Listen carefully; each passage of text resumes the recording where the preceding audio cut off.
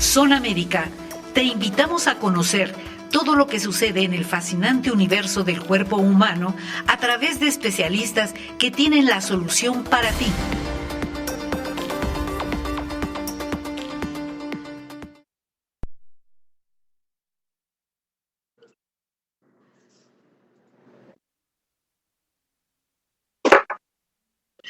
Buenas tardes todos, bienvenidos al programa El Universo de tu Cerebro, sección Zona América de promoestereo.com.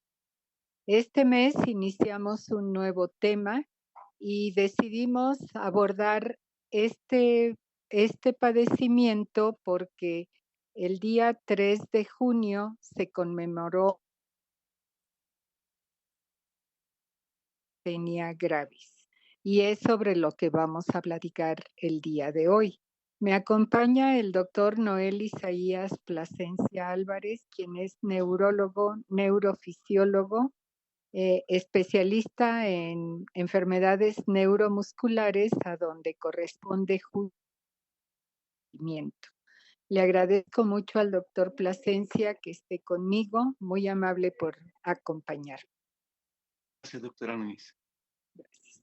Entonces yo le voy a pedir al doctor Plasencia que empecemos este programa hablando de cómo se controla el movimiento que todos tenemos para poder realizar nuestras acciones.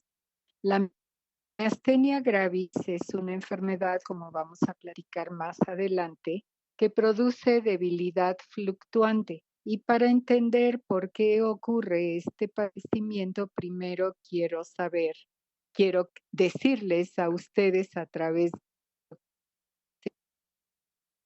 de movimiento lo llevamos a cabo para poder aterrizar en el punto donde se ve afectado este sistema del movimiento cuando se tiene esta enfermedad que se llama miastenia gravis. A ver, Noel, ¿cómo es que nos movemos? Porque todos tenemos, le da risa al doctor Plas que pues uno se mueve y uno no piensa cómo lo hace, pero el movimiento inicia con un acto voluntario y a veces hay actos involuntarios que nos producen movimiento, pero generalmente lo manera voluntaria y esto inicia en el cerebro. Pero para que el cerebro pueda enviar esta indicación voluntaria a donde tiene que realizarse la acción, hay muchos pasos intermedios y es lo que él nos va a platicar ahorita.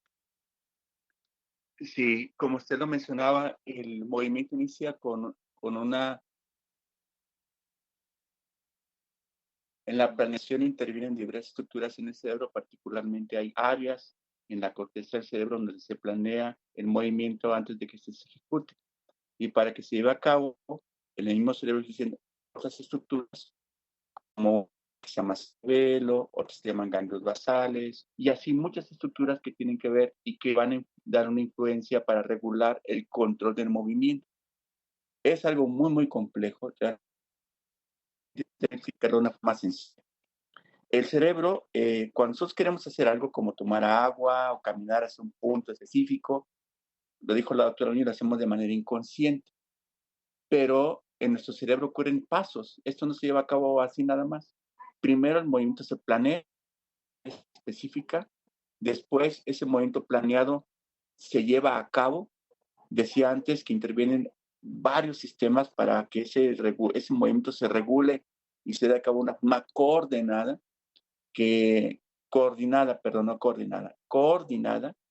y que nosotros podamos dar un paso, saltar sobre un punto específico, sin estar pensando en que tenemos que llevar a cabo estos movimientos.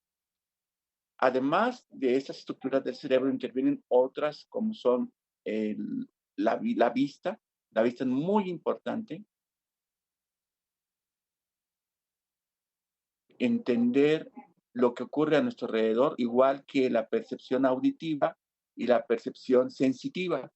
Entonces, para que el movimiento se lleve a cabo de una forma adecuada, requerimos de que una visión adecuada, de requerimos de una audición y equilibrio adecuados y tenemos también una sensibilidad que sea normal. Si tenemos una alteración en cualquiera de esas estructuras, el movimiento va a ser muy complejo para llevarse a cabo o no se puede llevar a cabo incluso en ocasiones. Un ejemplo de esto es el vértigo, que a las personas puede incapacitar porque no, y que tiene problemas para desplazarse porque le falta esa percepción visual para poder orientarse y poder planear de mejor manera sus movimientos. Todo esto tiene que ocurrir y pasar información que llega, entonces llega al cerebro. Ahí, como decía antes, se regulan movimientos, existen diversas estructuras que lo hacen así, y desciende la información, desciende a través de la médula espinal, en la médula espinal llega hasta los nervios, la motora de los nervios, se comunica con el músculo a través de una estructura que se llama placa neuromuscular, donde se va a dar la comunicación entre el nervio y el músculo propiamente a través de liberación de una sustancia que se llama acetilcolina. La acetilcolina va a actuar sobre unos receptores que cuando esta sustancia se pega a esos receptores, entonces se activa el movimiento. Esa es la forma sencilla de poder explicar esto. Entonces, como nos acaba de decir el doctor, que en el que tiene que ver el sistema nervioso periférico, el sistema nervioso central, primero para la planeación y digamos, la coordinación del movimiento que queremos realizar. Pero necesitamos que la orden viaje y llegue al órgano que va a hacer el efecto, que es el músculo. Allí tenemos pasos intermedios que ya mencionó el doctor Plasencia y tenemos al sistema nervioso periférico, que es nuestro organismo para recibir las sensaciones y también para enviar las indicaciones para el músculo que va a realizar finalmente para ejecutar un movimiento. Todo esto, cuando está correcto, pues nos permite realizar todas nuestras actividades sin ningún problema. Sin embargo, si nos falla algo de este complejo sistema, vamos a tener dificultades para el movimiento y expresamente en la enfermedad que les queremos explicar el día de hoy, tenemos esta dificultad en la transmisión al músculo. Y esta parte aumentar porque esta placa neuromuscular tenemos una placa neuromuscular en cada uno de los músculos que tenemos en todo el cuerpo y que solo de esta manera van a poder recibir esta indicación para tener un movimiento. Tenemos un sistema de regulación que es involuntario, que nos permite tener un tono muscular constante, es decir, los músculos van a tener una contracción leve, constante, porque de otra manera pareceríamos un trapo, no habría un sostén. Y este tono muscular en la enfermedad, explicarles, no se ve afectado, curiosamente, pero sí se ve afectada la fuerza con la que el músculo va a tener una respuesta. Yo creo que vale la pena ahondar un poco este final del nervio que va a hacer conexión con el músculo y esto que llamamos placa, ¿qué clase de estructura es? Es lo que quisiera pedirle al doctor Plasencia que nos explique un poco más ampliamente. Sí, la placa neuromuscular es una estructura microscópica. A simple vista es imposible observarla, solamente usando técnicas muy especiales, usando incrementando el tamaño de las cosas que estamos observando bajo un microscopio, podríamos entonces tener una mejor idea de la placa neuromuscular. Pero ustedes pueden imaginar que hay un espacio entre dos estructuras. Una que está, vamos a decirlo así, por arriba, una que está por abajo y una que hay un espacio en medio. La estructura que está por arriba vamos a llamarle botón sináptico. A la que está por abajo le vamos a llamar, serían propiamente las fibras musculares o la membrana muscular con sus receptores posinápticos, con unas estructuras que se llaman, o unas partes que se llaman receptores posinápticos. Cuando se da un estímulo y la neurona envía esa información hacia el músculo para que el movimiento se lleve a cabo, ocurren muchos procesos. Ocurren, primero, que el estímulo tiene que viajar desde las neuronas motoras hasta hasta la placa neuromuscular. Primero es un estímulo eléctrico que va a hacer que se libere una sustancia. Yo llamaba antes, esta sustancia le denominamos acetilcolina, les decía antes. Pero no se libera constantemente, se libera solamente cuando nosotros necesitamos que se libere. En ese espacio que antes les mencioné, se libera y al liberarse, digamos que se dirige de alguna manera hacia los receptores postsinápticos. Cuando se fijan esos receptores, la contracción muscular. La membrana muscular lo recibe, comienza también a tener cambios en su conformación para permitir la contracción muscular. Todo esto ocurre en cuestiones de milisegundos, en tiempos muy, muy pequeños. Podemos tardar horas explicando esto y ocurre en tiempos muy, muy cortitos, de tal manera que es casi imperceptible para nosotros, o mejor dicho, imperceptible para que esto se lleve a cabo en nuestro cuerpo. Pero así es como se da lugar. Cuando se libera la acetilcolina, esta debe actuar durante cierto tiempo, no puede permanecer de forma indefinida en ese sitio, porque entonces da lugar a problemas. Y hay que hace que se recapture la acetilcolina después de cierto tiempo o que se elimine también. Cualquiera de las dos cosas pueden ocurrir. Como todas las sustancias de nuestro cuerpo que nos sirven para estas funciones neurológicas, este neurotransmisor, así se les llama genéricamente a la acetilcolina y otros más, se va a degradar al hacer su función. Se fija al receptor, hace la función, se libera del receptor y se transforma en sustancias diferentes que se recapturan para volver a producir acetilcolina y así estarse reciclando.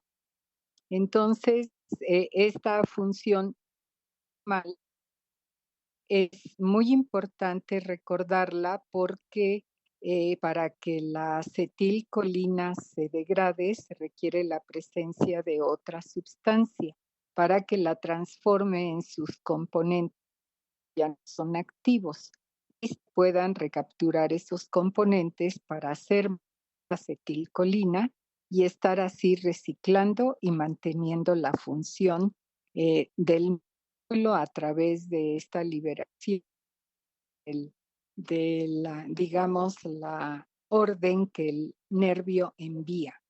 Entonces, esta sustancia que hace que la acetilcolina se degrade se llama acetilcolinesterasa. Y vamos a retomar este término un poco más adelante porque es muy importante para la hora en que hacemos tratamiento.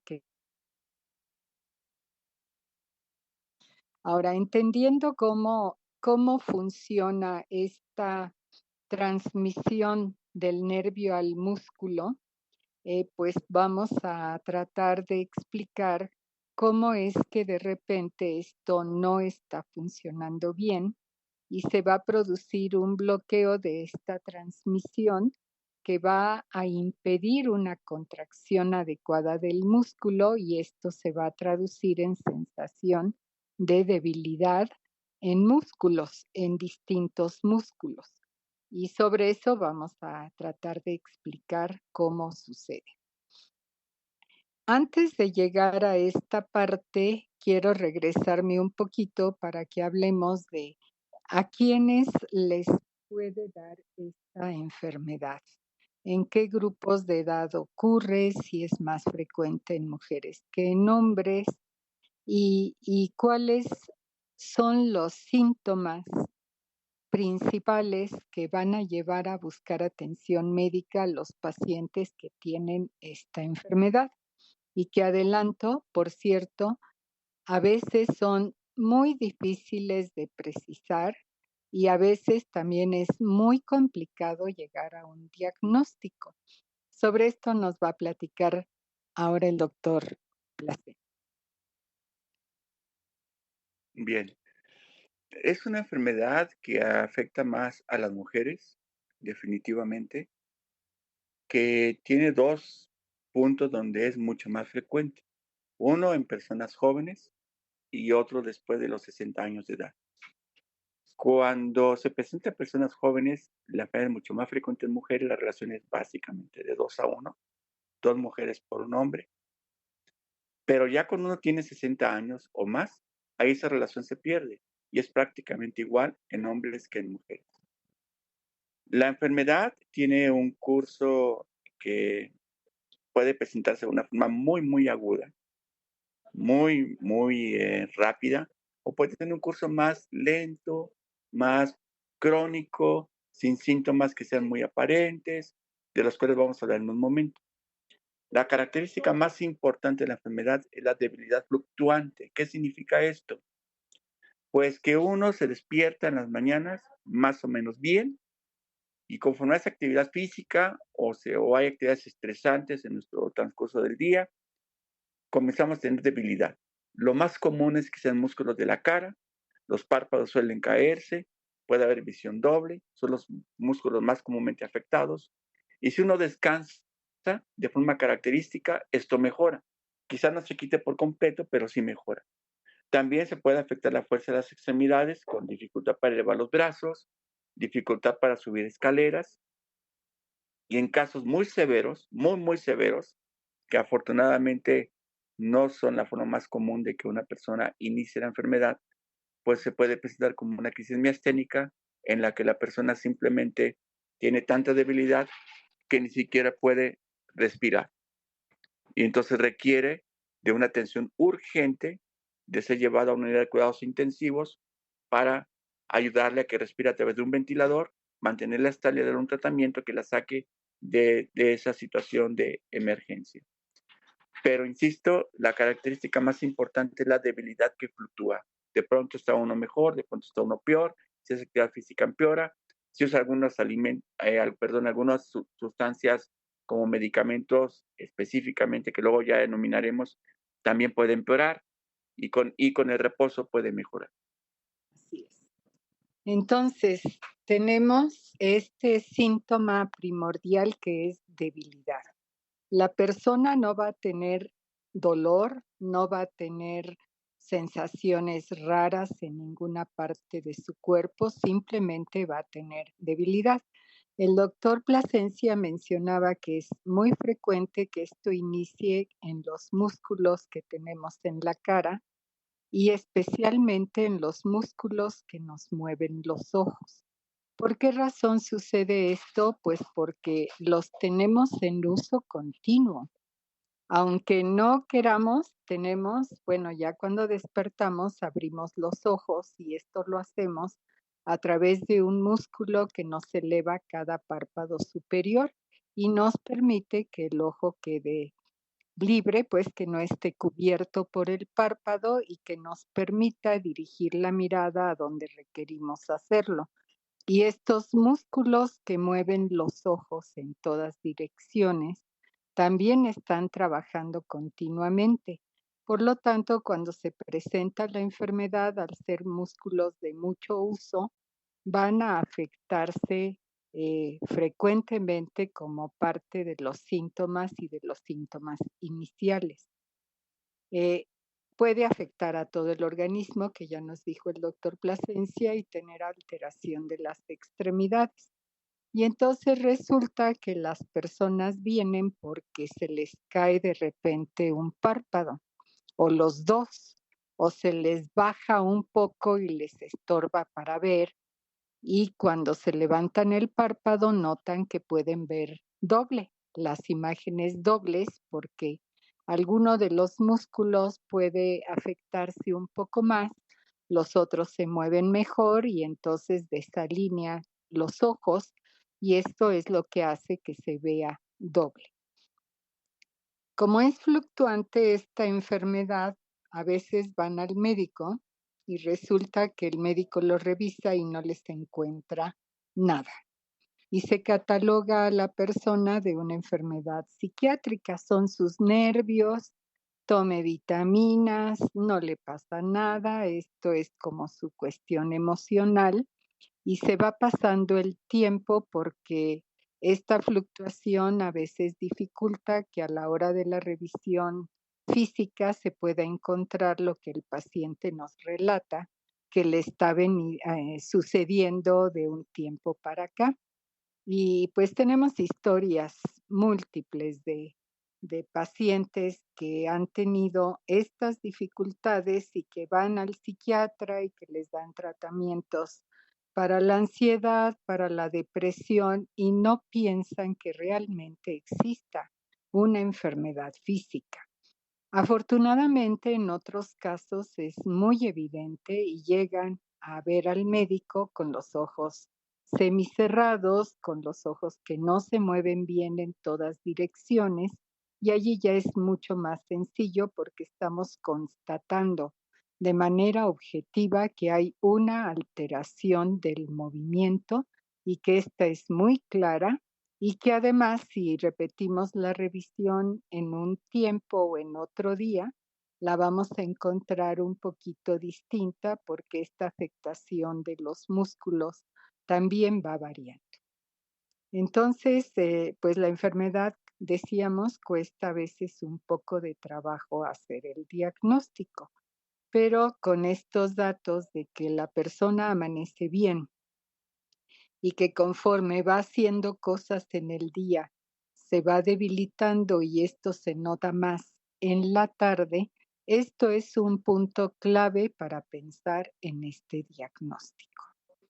Así que, pues, es una enfermedad que llamamos neuromuscular por estas estructuras que ya nos explicaron que se ven afectadas y que tienen que ver con el nervio y con el músculo.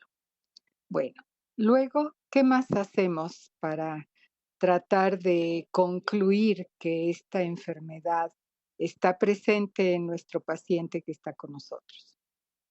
Bien, olvidé mencionar dos aspectos muy importantes, que son la dificultad para hablar, que de pronto se presenta en las personas por la debilidad de los músculos igual, y la dificultad para pasar los alimentos.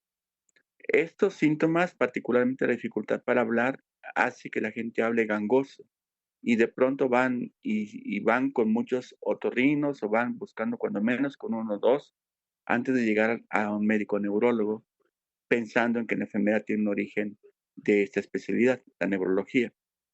Generalmente lo atribuyen a problemas de la garganta, de tipo inflamatorios, como van y se quitan, pues lo mencionaba la doctora Núñez, en muchas ocasiones van al médico y de pronto pues están asintomáticos completamente. Y aquí lo importante es que esa dificultad para hablar o habla gangosa aparece simplemente poniendo a leer a la persona en voz alta. Cuando comienza a leer en voz alta, esto ocurre mucho en personas que se dedican a la docencia, en maestros, que nosotros tenemos varios, porque tenemos muchos maestros, pues comienzan a hablar ante sus alumnos y comienza la voz a cambiar. Y ahí es donde se nota de que algo está ocurriendo, algo que no está bien. Lo otro, decía antes, es la dificultad para pasar los alimentos, la dificultad para masticar después de cierto tiempo de estar haciendo esta actividad, de estar alimentándose. Las personas se ponen incluso la mano debajo de la mandíbula para ayudarse a masticar los alimentos y puede ocurrir que la cabeza se caiga, que se vaya hacia adelante. Esos también son síntomas que son comunes en la enfermedad y que, como se dan cuenta, pues se puede presentar de muchas maneras. No hay una sola forma de que esto se presente y eso dificulta más el diagnóstico, sobre todo a la gente que no está relacionada con este padecimiento. Así es. Muy bien, entonces, pues hay que revisar bien a los pacientes. Primeramente, confiar en los datos que nos están dando y detallar cuáles son las circunstancias o los momentos del día en que las dificultades van ocurriendo. Y tener esto en mente por el horario que habíamos comentado, cuando la persona se cansa o debido a que ha hecho mucha actividad física, es más fácil que se noten todos los síntomas. Y luego se mejoran y la persona amanece bien, a veces como si no hubiera tenido nada el día anterior. Esto es lo que nos hace sospechar este padecimiento, que como dijo el doctor Plasencia, puede debutar de una manera muy abrupta, muy grave, con una falla para la respiración, o puede ir poco a poco, de repente unos síntomas, unos días muy bien, otros días no tan bien, horas muy buenas, horas muy malas, y de esta manera pues ir evolucionando sin tener un diagnóstico preciso. Ahora, tienen que llegar con un neurólogo, esto es muy importante, porque es quien va a tener la experiencia para complementar el diagnóstico. Aparte de la revisión clínica, tenemos que hacer algunas verificaciones con estudios y esto nos va a apoyar la sospecha de diagnóstico y nos va a permitir concluir que se trata realmente de esta enfermedad. Ahora, sí quisiera que nos platique qué estudios vamos a hacer para que podamos corroborar que se trata de una miastenia y que no es un problema puramente del nervio o no es un problema del músculo, sino de esta unión neuromuscular. Sí, cuando uno tiene la sospecha de que la persona que está acudiendo a la consulta tiene miastenia gravis, hay algunos estudios que nos ayudan para hacer el diagnóstico de esta enfermedad. Uno de ellos es la detección de anticuerpos. Yo les mencionaba antes que la acetilcolina tiene que fijarse a un receptor, a una estructura en donde al ponerse en contacto con ella se permita la acción de la contracción muscular y da lugar al movimiento. El grave problema con la miastenia gravis es que se forman anticuerpos. Esto es, hay, eh, no sé cómo llamarle de una forma más sencilla, pero son defensas que hay en nuestro cuerpo normalmente, nos protegen de enfermedades infecciosas habitualmente. Pues lo que ocurre es que esas defensas, por alguna razón, desconocen a estas estructuras de nuestro cuerpo normales y entonces comienzan a atacarlas. Creo que es la forma más sencilla de decirlo. Y al atacarlas, se fijan a ellas y cuando la acetilcolina intenta fijarse al receptor, pues está ocupado y simplemente no se pueden fijar. Además de eso, estos anticuerpos propician una reacción de inflamación en el lugar donde está localizada la, los receptores, que se llama eh, membrana muscular, y en la membrana muscular resulta que esta inflamación y en ocasiones pueden hacer que se lesione la membrana muscular. Y eso impide que en ese sitio se generen nuevos receptores. Entonces es un problema muy importante porque no solamente es cuestión de quitar los anticuerpos, sino de que si no se hace a tiempo, por llamarlo así, pues puede dar lugar a que la enfermedad se empeore en el tiempo y que sea más difícil de tratarla. Entonces, la medición de estos anticuerpos se puede hacer en la sangre. Uno pide un examen que se llama anticuerpos contra receptores de acetilcolina y esto es lo más útil que podemos tener en muchos sentidos. En ocasiones salen negativos y podemos decir que no solamente hay anticuerpos contra receptores de acetilcolina, sino que hay otro tipo de anticuerpos que han dirigido contra otras estructuras de la membrana muscular que también dan lugar a la miastenia gravis. Ya hablaremos en su momento de esto, Solo quédense en la mente de que la forma más común es por anticuerpos contra receptores de acetilcolina. Cuando nosotros tenemos la prueba positiva, prácticamente tenemos el diagnóstico, no tenemos que hacer más. Pero en ocasiones la prueba es negativa y puede ser negativa por diversas razones. Entonces podemos recurrir a hacer un estudio que se llama prueba de estimulación repetitiva o prueba de Joly y otro que todavía es más especializado que se llama electromiografía de fibra única. Estos son estudios neurofisiológicos, donde la idea es hacer un estímulo, en el caso de la prueba de estimulación repetitiva, su nombre lo dice, se hace un estímulo eléctrico repetido sobre un nervio y vemos la respuesta que hay en el músculo que es inervado por ese nervio. Cuando esa respuesta decae en relación al primer estímulo que dimos, se baja mucho, y mucho significa 10% más en relación a ese estímulo, la prueba se considera positiva. Y es un dato muy importante en una persona que tiene los síntomas de la miastenia gravis, porque puede ser positivo en otras enfermedades. Por eso hay que poner muy importante esto o hacer hincapié en que la prueba da un valor muy, muy importante en el contexto de que hay un cuadro clínico de miastenia. Muy bien. Entonces, nos faltó algo, ¿verdad? La tonectomía, perdón, hacer la... Claro. Bueno, vamos a retomar esta parte del proceso de inmunidad que tiene como fondo esta enfermedad. Por alguna razón, en algún momento de la vida, nosotros tenemos la posibilidad de ir creando defensas que son normales para defendernos de lo que nos es extraño.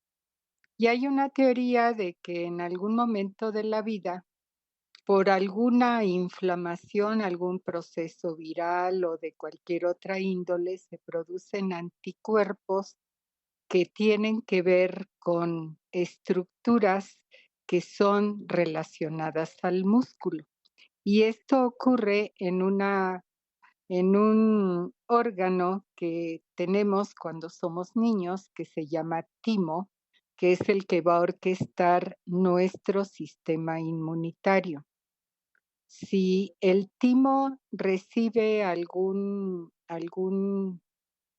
estímulo por una estructura extraña como un virus o algo así, hay unas células en el timo que se llaman mioides que va a provocarse esta defensa en contra de estas células y esto va a dejar como resultado que se hagan estos anticuerpos antirreceptor de acetilcolina. Normalmente nuestro timo se va a ir desapareciendo con la edad porque ya la orquestación se dio para el sistema inmunitario y esto ya se lleva a cabo en otras estructuras. Sin embargo, en algunos casos hay remanentes de timo que siguen dando esta liberación de anticuerpos y a veces hay tumores en el timo que van a provocar toda esta cascada de anticuerpos que van a afectar a las estructuras neuromusculares. Entonces, una parte importante en el diagnóstico es ver si no hay un tumor en el timo o si no hay remanentes de timo que pudieran ser el motivo de que persista esta respuesta autoinmune que va a perpetuar la enfermedad. Así que es lo que el doctor Plasencia decía que se nos había olvidado, que parte del estudio para estos pacientes es buscar mediante una tomografía de tórax cómo está esta parte de nuestra mediastino, se llama, es la cavidad que tenemos atrás del corazón y que es donde normalmente el timo se encuentra. Y si hay un timoma es donde lo vamos a detectar. Los restos de timo no son fáciles de detectar, pero a veces se logra con el mismo estudio, pero a veces no, y esto va a derivar en en acciones que van a tratar de quitar este fondo autoinmune a través de quitar los remanentes del timo o quitar el timoma, que ya vamos a retomar cuando hablemos del tratamiento. Pero primero hacemos estos procedimientos de diagnóstico y entonces procedemos a, digamos, clasificar la enfermedad porque no todas las manifestaciones de la miastenia gravis son idénticas.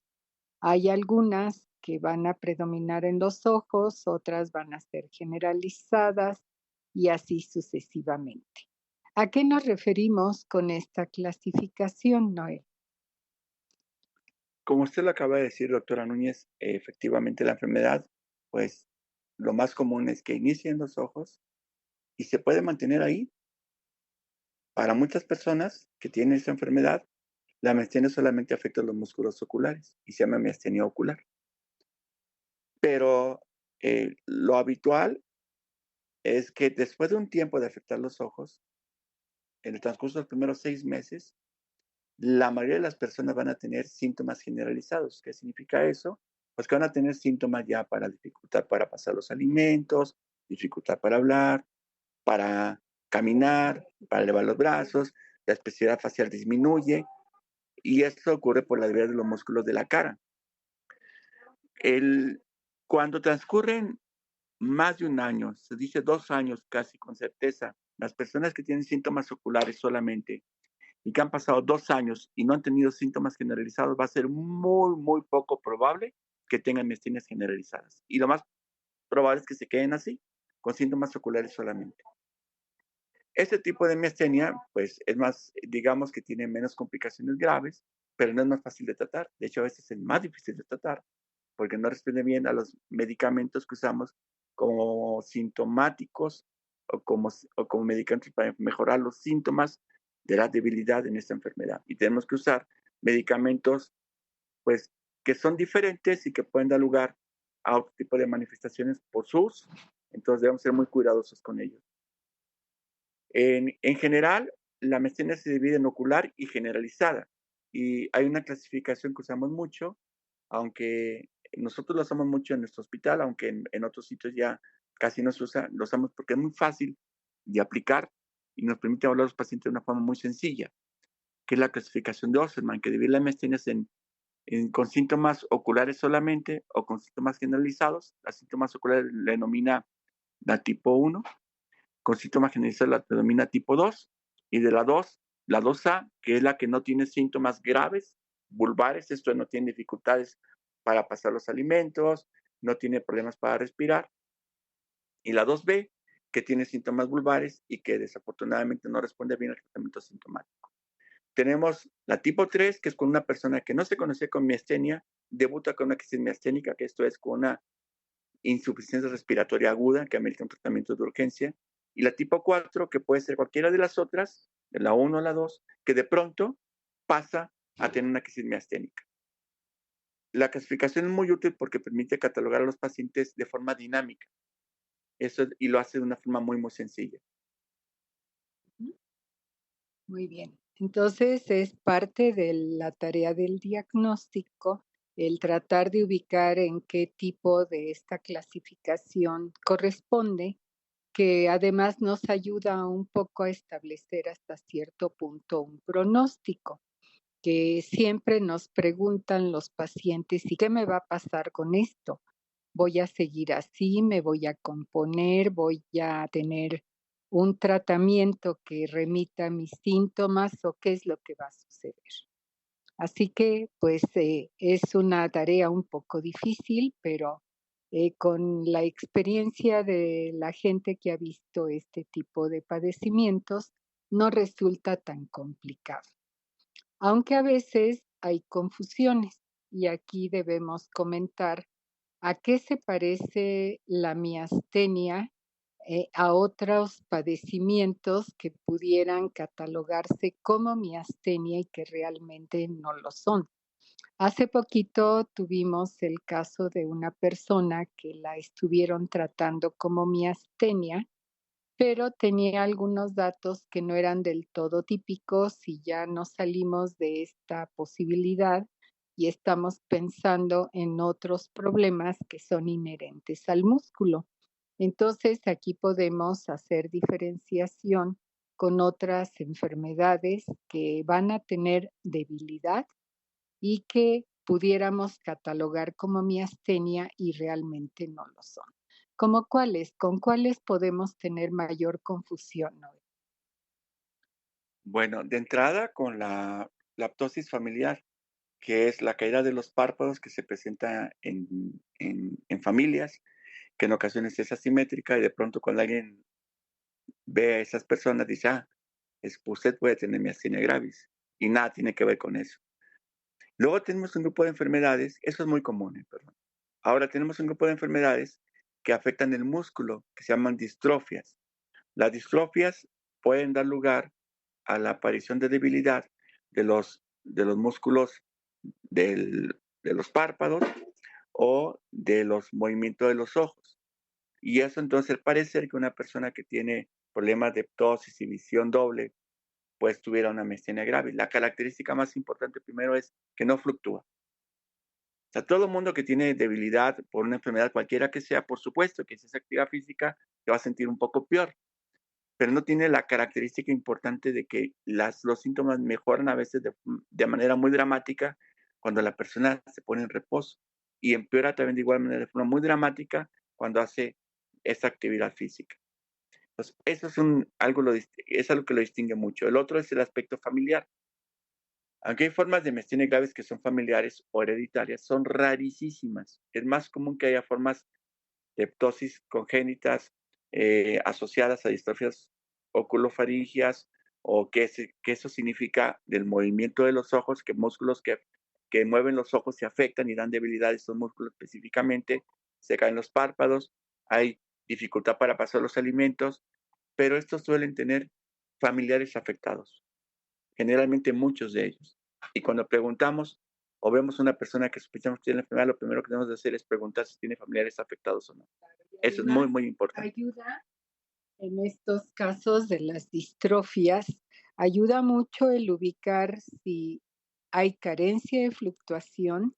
Estas distrofias van lentamente de mal en peor y lo hacen de mucho tiempo. Y entonces hay que preguntar eso, no nada más mirar el momento en que vemos que los párpados están caídos, sino hay que averiguar desde cuándo y si esto se compone en algún momento o nunca se compone y al contrario va de mal en peor. Y si a esto le agregamos que es una enfermedad familiar y hay otros parientes que están enfermos de lo mismo, tienen los mismos síntomas, pues ahí está muy claro que el diagnóstico no es miastenia, que el diagnóstico es una distrofia oculofaríngea.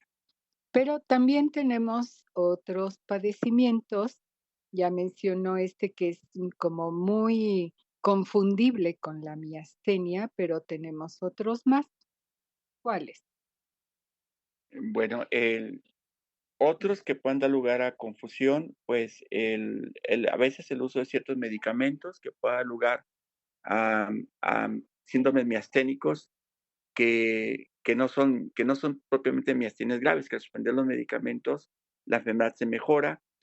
Tenemos también problemas relacionados con debilidad muscular más generalizada, que en donde podría haber, pues, que las personas pensaran que está fluctuando sus síntomas, pero realmente no, esa fluctuación no ocurre mucho. Y creo que no, pues como no hay tantos, quizás una enfermedad que se llama PDIC, que no es una enfermedad, o polioneuropatía inflamatoria deslizante crónica, que no es una enfermedad propiamente del músculo, es una enfermedad de los nervios, pero que puede cursar con remisiones y exacerbaciones, podría confundir de pronto por la debilidad que se podría pensar que es fluctuante. Pero creo que cuando uno ya enfoca perfectamente los síntomas, no hay muchos, no hay muchos padecimientos que puedan confundirse. Así es. Entonces, pues dificultad en ocasiones, pero en la mayoría de los casos no resulta tan complicado considerar la enfermedad y recolectar bien los síntomas, las características de la evolución, y de esa manera tenemos una certeza bastante buena de que sí estamos ante esta enfermedad.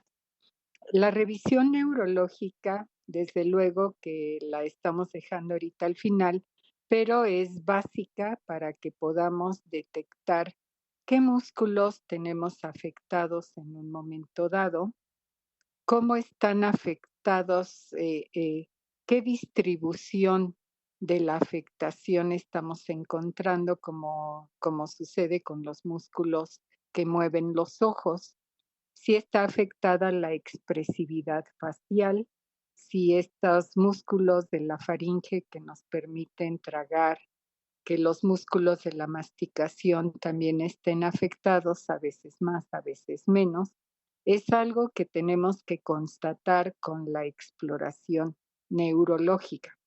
Y además vamos a revisar por grupos musculares cuáles son los que tienen debilidad en las extremidades. Generalmente los músculos más cercanos al tronco se afectan más que los músculos que están en el extremo del brazo o de la pierna.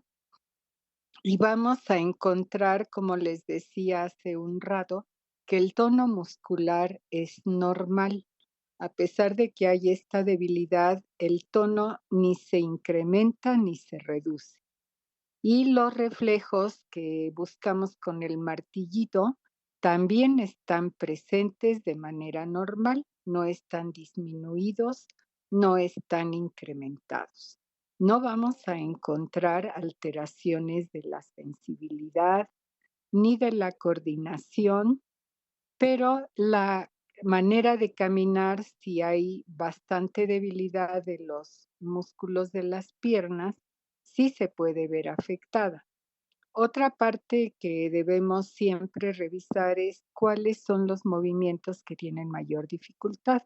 Ya había dicho el doctor Plasencia, elevar los brazos, la gente se puede quejar de que no logra sostenerlos arriba para lavarse el pelo, por ejemplo, o para arreglarse el pelo, o no se puede parar de la silla con facilidad, sobre todo si la silla es baja, le cuesta trabajo subir escaleras, etcétera. Entonces, en la revisión neurológica podemos reproducir alguna de estas situaciones y ver cómo lo hace el paciente o incluso ponerlo a hacer algún ejercicio como sentadillas y va a llegar rápidamente el momento en que no pueda continuar. Eso es otro dato que podemos constatar en la exploración. Entonces, redondeamos todas nuestras informaciones, complementamos con las observaciones estos datos muy objetivos de lo que está padeciendo el paciente con su debilidad y ya tenemos el diagnóstico.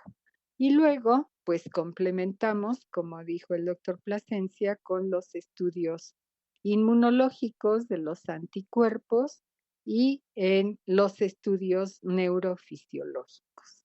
Así tenemos un diagnóstico de certeza para proceder a dar algún tratamiento que vaya a mejorar los síntomas de la enfermedad.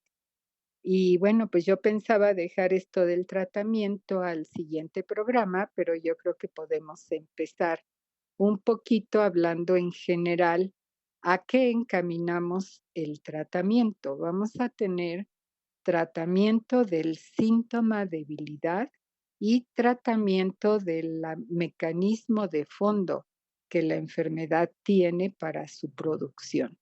Entonces, siempre vamos a tener que usar ambos tipos de tratamiento porque si no estaría incompleto y la calidad de vida de la persona no sería la que quisiéramos.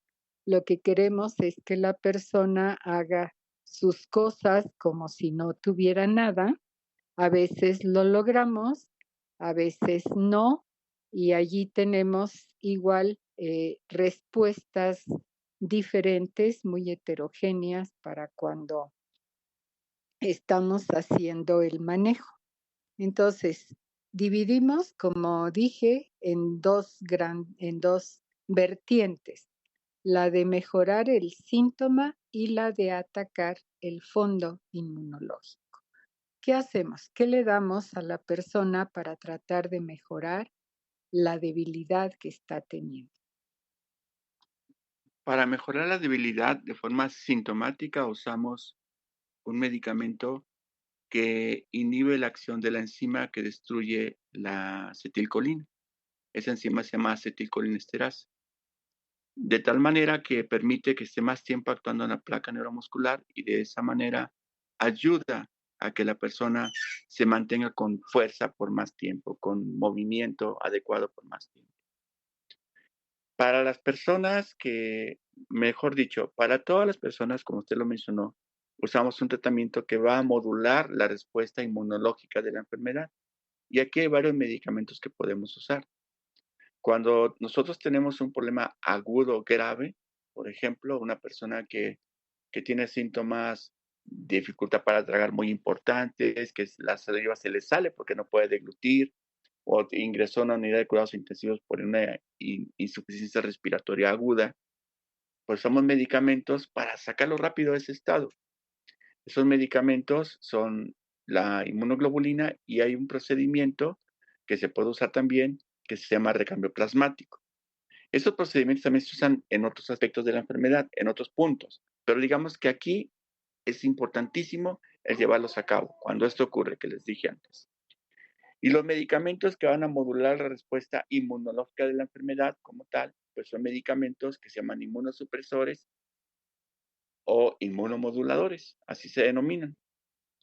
Y hay muchos que podemos tener en mente, como ejemplo voy a decir la prednisona, la cetioprina, otro tipo de medicamentos como rituximab y el tratamiento quirúrgico de la miastenia, que es quitar el timo o los remanentes tímicos. Eso es muy, muy importante.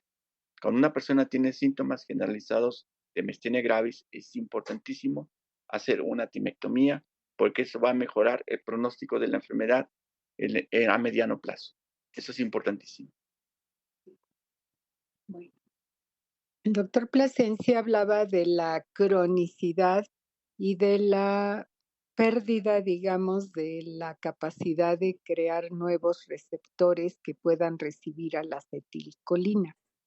Yo recuerdo que alguna vez estuve en un programa de televisión de información médica y llegaron personas que tenían miastenia gravis relatando que no mejoraban con nada, se les veía su rostro sin expresión por la debilidad facial, la dificultad para abrir los ojos, la dificultad para caminar y decían que, pues, que así estaba su enfermedad.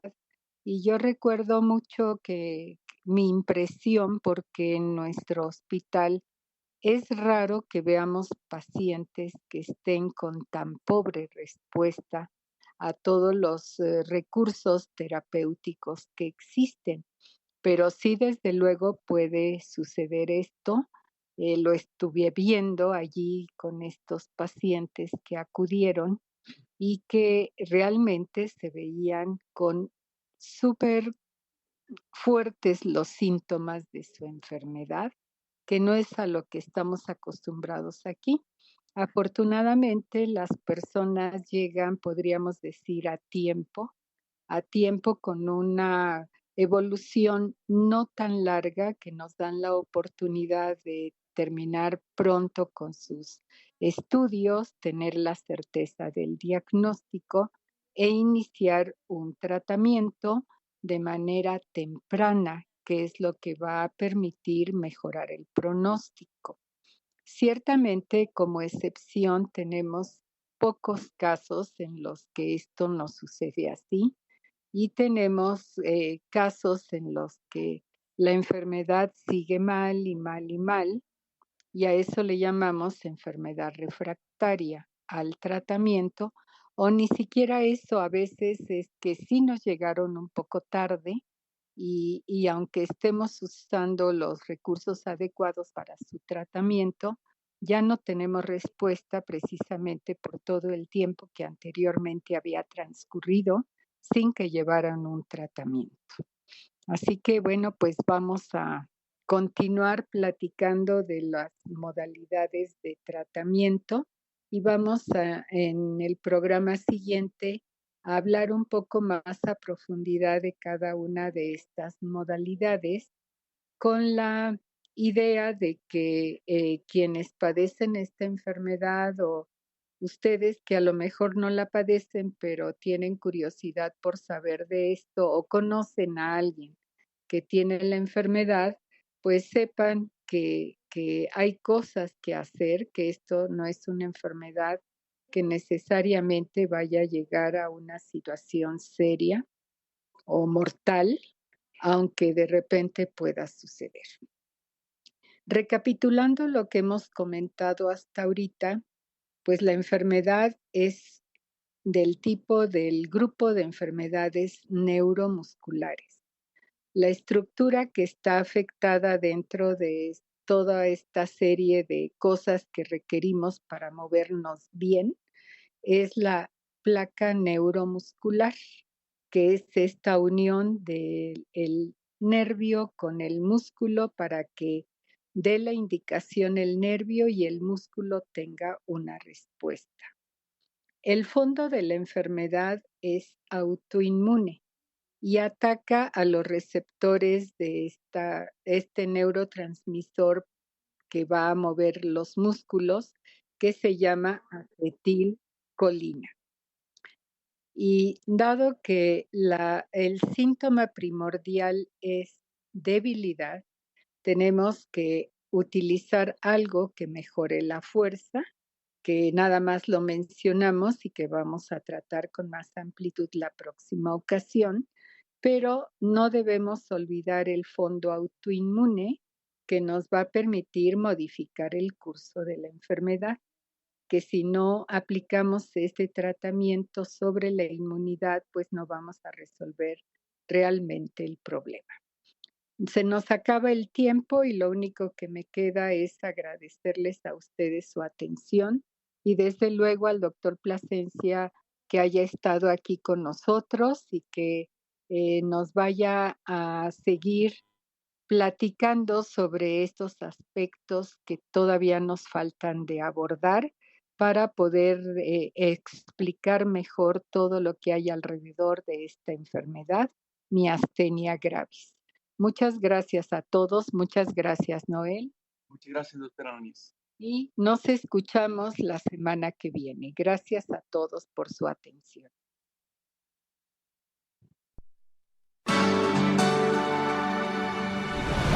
Hasta aquí con la información.